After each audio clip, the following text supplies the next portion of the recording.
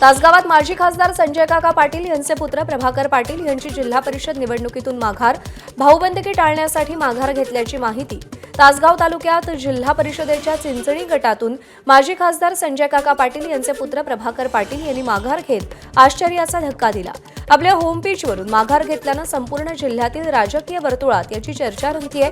चिंचणी गटातून शरद पवारांच्या राष्ट्रवादीकडून संजय काका पाटलांचे पुतणे अक्षय पाटील लढतायत। त्यामुळे घरातील भाऊबंदकी टाळण्यासाठी संजय काका पाटलांनी मुलाचा अर्ज मागे घेत चिंचणी जिल्हा परिषद गटाची निवडणूक लढवण्याचा निर्णय घेतलाय।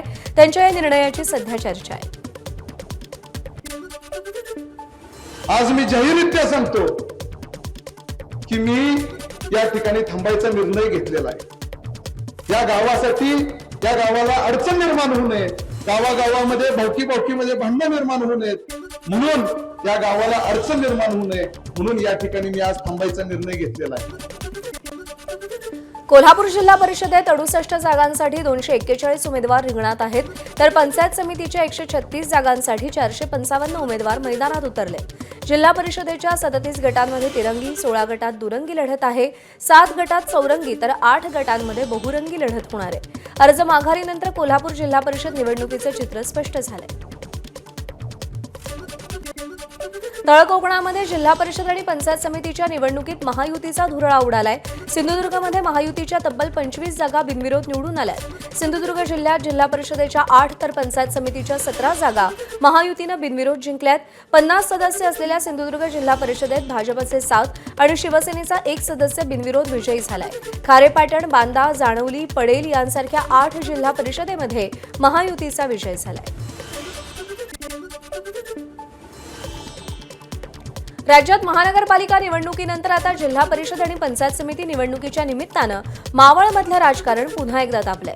राष्ट्रवादीचे आमदार सुनील शेळके, भाजपचे माजी राज्यमंत्री बाळा भेगडे यांच्यात चांगलीच जुंपली आहे। या दोघांमधला संघर्ष आता थेट फाईल वॉरपर्यंत पोहोचलाय। भेगडेंच्या इशाऱ्याला आमदार शेळकेंनी जोरदार आणि थेट उत्तर दिलंय। भाजप नेते बाळा भेगडेंनी आमदार सुनील शेळकेंना उद्देशून केलेल्या वक्तव्यामुळे मावळमधील राजकीय वर्तुळात खळबळ उडाली आहे। ज्या ठिकाणी माझ्यावर आरोप केले त्याच ठिकाणी उत्तर द्यायला जाणार आहे आणि मी पुराव्यानिशी उत्तर देणार आहे। 2 दिवस अजून माझ्या सभेला बाकी आहेत, तोपर्यंत काय फायली जमा करता येईल तेवढा करून घे आणि मी उत्तर दिल्यावरती फायली ओपन करा। तुम्हाला समजने वाले को इशारा ही काफी है, एवढीच एक झलक दिली। मला फाईल ओपन करायला लावू नका, नाहीतर अंदर मावळा तुम्ही जर सुरुवात केली तर खूप लांबपर्यंत तो विषय जाईल। जिल्हा परिषद निवडणुकीनंतर म्हणजेच फेब्रुवारीच्या दुसऱ्या आठवड्यात मुंबईचा महापौर होण्याची शक्यता वर्तवण्यात येते। आजपासून मुख्यमंत्री आणि उपमुख्यमंत्री दोघेही जिल्हा परिषदेच्या प्रचारात व्यस्त असतील। त्यासोबतच एकत्रित गटनोंदणी संदर्भात अद्यापही चर्चा सुरू आहे। त्यामुळे जिल्हा परिषद निवडणुकीनंतरच मुंबईचा महापौर ठरणार असल्याची माहिती विश्वसनीय सूत्रांकडून मिळते। कोल्हापूरचा महापौर आणि उपमहापौर पदाची निवडणूक 6 फेब्रुवारीला होणार आहे। 2 फेब्रुवारी रोजी दुपारी 3 ते 5 या वेळेत अर्ज स्वीकारले जातील, तर 6 फेब्रुवारीला जिल्हाधिकाऱ्यांच्या अध्यक्षतेखाली महापौर आणि उपमहापौर पदाची निवड होईल। दरम्यान महायुतीकडून लवकरच महापौर पदाचा फॉर्म्युला आणि नाव निश्चित होण्याची शक्यता आहे। नाशिक महापालिकेमध्ये 15 नगरसेवक असलेल्या ठाकरेंच्या शिवसेनेकडून गटनेत्याची निवड करण्यात आली। नगरसेवक केशव पोरजे यांची गटनेतेपदी नियुक्ती करण्यात आली। ठाकरेंच्या शिवसेनेच्या 15 पैकी 10 नगरसेवक नाशिक रोड भागातून निवडून आल्यानं केशव पोरजे यांची निवड करण्यात आली आहे। ईव्हीएम विरोधात धाराशिवच्या कळंब तालुक्यातील तांदुळवाडी इथं सुरू असलेलं आंदोलन पोलिसांनी हुसकावलंय। रात्री मोठा पाऊसफाटा आणून पोलिसांनी आंदोलन संपवायला भाग पाडलं। गेल्या 10 दिवसांपासून ईव्हीएम विरोधात आंदोलन सुरू होतं। धर्मवीर संभाजीराजे शौर्य प्रतिष्ठानकडून ईव्हीएम विरोधात बाळराजे आवारे पाटील उपोषण करत होते। बाळराजे आवारे पाटील यांची तब्येत खालावत असल्यानं त्यांना उठवल्याची माहिती पोलिसांनी दिली आहे। उपचार घ्यायला आवारे पाटील नकार देत असल्यानं पोलिसांना आंदोलन संपवावं लागलं। सध्या आता त्यांच्यावर उपचार सुरू आहेत।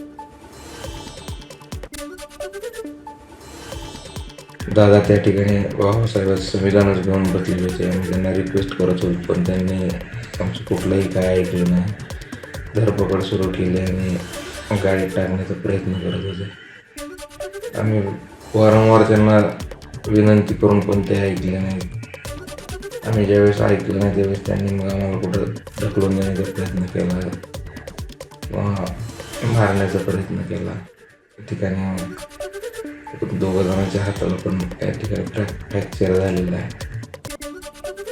राज्यातल्या पोलीस खात्यात आता नवं तंत्रज्ञान वापरण्यात येणार आहे. गंभीर गुन्ह्यांच्या तपासासाठी मायक्रोसॉफ्टच्या महाक्राईम OS हे तंत्रज्ञान वापरलं जाणार आहे. कृत्रिम बुद्धिमत्तेवर आधारित मायक्रोसॉफ्टचा खास प्लॅटफॉर्म आता पोलिसांना मदत करणार आहे.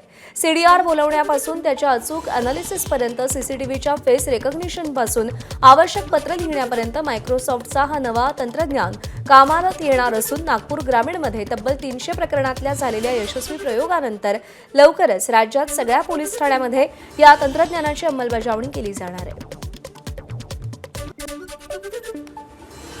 मागच्या वर्षी महाराष्ट्र सरकार, राज्य सरकार आणि मायक्रोसॉफ्टमध्ये एक MOU झालेला होता.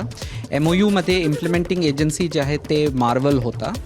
मार्वल आणि मायक्रोसॉफ्ट एक कोलॅबोरेशन करून एक प्लॅटफॉर्म तयार केलेला आहे ज्याचं नाम महाक्राईम OS आहे. महाक्राईम OSचे मेन जे फीचर्स आहेत, कॉम्प्लेक्स क्राईम जे असतात, उदाहरणतः नार्कोटिक्स किंवा इकॉनॉमिक ऑफेन्सेस किंवा क्राईम्स अगेन्स्ट विमेन आणि कॉम्प्लेक्स इकॉनॉमिक ऑफेन्सेस जे आहेत, त्यामध्ये हे जे प्लॅटफॉर्म आहेत ते FIR इंजेस्ट करू शकतात आणि इन्व्हेस्टिगेटिंग ऑफिसरसाठी एक डिटेल्ड इन्व्हेस्टिगेशन प्लॅन जे आहे ते क्रिएट करतात. सार्वजनिक क्षेत्रातील बँकांचे अधिकारी आणि कर्मचाऱ्यांनी पुकारलेल्या कडकडीत संपामुळे एका दिवसात तब्बल 1 लाख कोटी रुपयांचे व्यवहार खोळंबले असल्याची माहिती सूत्रांकडून प्राप्त झाली आहे. बँकांमध्ये 5 दिवस कामकाजाचा आढावा लागू करावा अशी बँक कर्मचाऱ्यांची अनेक वर्षांपासूनची मागणी आहे. देशभरातील बँक कर्मचाऱ्यांनी बँकांमध्ये 5 दिवसांचा आठवडा लागू करण्याच्या मागणीसाठी मंगळवारी बंदचं आवाहन केलं होतं. युनायटेड फोरम ऑफ बँक युनियन्सच्या नेतृत्वाखाली हा संप पुकारण्यात आला होता. यात सगळ्या 9 संघटना सामील झाल्यामुळे देशभरात बँकांचं कार्यालय बंद होतं. बँकांच्या शाखांमध्ये रोख रक्कम जमा करणं, काढणं, धनादेशांची पूर्तता आणि प्रशासकीय काम यांसारख्या सेवा प्रभावित झाल्या.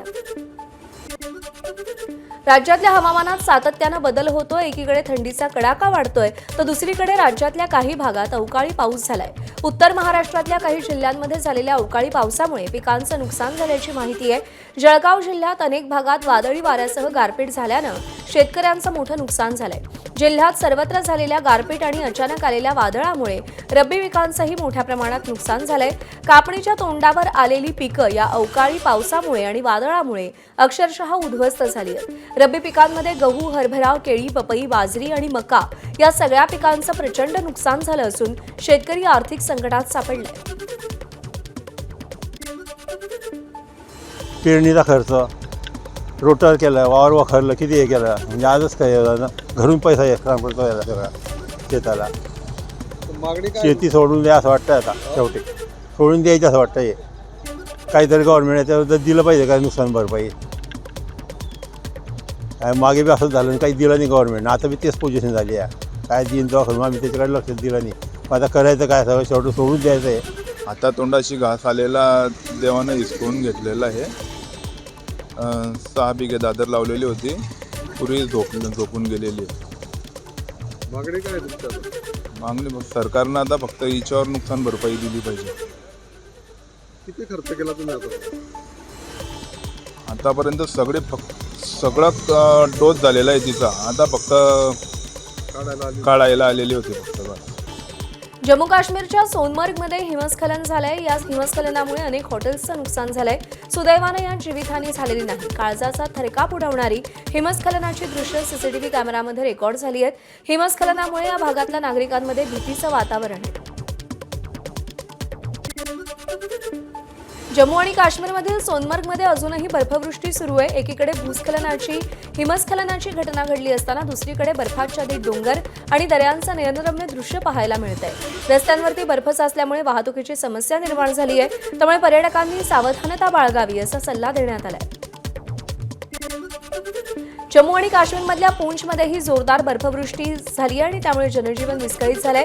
मुघल रोडवरती बर्फ साचल्यानं प्रवासात अडचणी निर्माण झाल्या. तर BRO पथकांकडून रस्त्यावरचं बर्फ हटवण्याचं काम सध्या सुरू आहे. दुष्काळ सदृश परिस्थिती असताना कारगिलमध्ये जोरदार हिमवृष्टीचं स्वागत करण्यात आलं. कारगिल जिल्ह्यात जोरदार हिमवृष्टी झाली आणि त्यामुळे लोकांना आनंद मिळाला. गेल्या वर्षीपासून हा प्रदेश दुष्काळ सदृश परिस्थितीचा सामना करत होता. या हिमवृष्टीमुळे शेतकरी आणि फळबागायतदारांमध्ये आशा निर्माण झाली आहे, कारण यामुळे जमिनीतील ओलावा वाढेल, पाण्याचे स्रोत पुन्हा भरले जातील आणि आगामी शेती कामांना फायदा होईल अशी अपेक्षा आहे. रहिवाशांनी या संदर्भात आनंद व्यक्त केलाय आणि कारगिलमध्ये दैनंदिन जीवन आणि उपजीविकेवर परिणाम करणाऱ्या दीर्घकाळाच्या कोरड्या काळानंतर या हिमवृष्टीला एक वरदान मानलं जात आहे. तरुणाईच्या गळ्यातला ताईत असलेल्या गायक अरिजित सिंगने अत्यंत धक्कादायक आणि चाहत्यांना भावूक करणारा निर्णय घेतलाय. अरिजितनं यापुढे चित्रपटांसाठी गाणं न गाण्याचा निर्णय घेतलाय. सोशल मीडियावर पोस्ट करत अरिजितने ही घोषणा केली आहे. अरिजित सिंगनं केवळ हिंदीच नाही तर मराठी, बंगाली, तामिळ आणि इतर अनेक भाषांतून 300हून अधिक चित्रपटांसाठी गाणी गायली आहेत. चित्रपटांमधून निवृत्ती घेत असला तरी अरिजित स्वतंत्र संगीत आणि लाईव्ह कॉन्सर्टच्या माध्यमातून चाहत्यांशी जोडला राहण्याचीही शक्यता आहे. उत्तराखंडमधल्या हरिद्वारमध्ये गारपिटीसह पावसानं हजेरी लावली आहे. काही भागांमधला वीज पुरवठा खंडित झालाय तर गारपिटीनंतर तापमानात मोठी घट झाली आहे. मध्य प्रदेशातील देवास, गुना, विदिशा आणि खरगोनमध्ये गारपिटीसह पाऊस झालाय. अनेक पिकांचं मोठं नुकसान झालंय, त्यामुळे शेतकरी आर्थिक संकटात सापडलेत.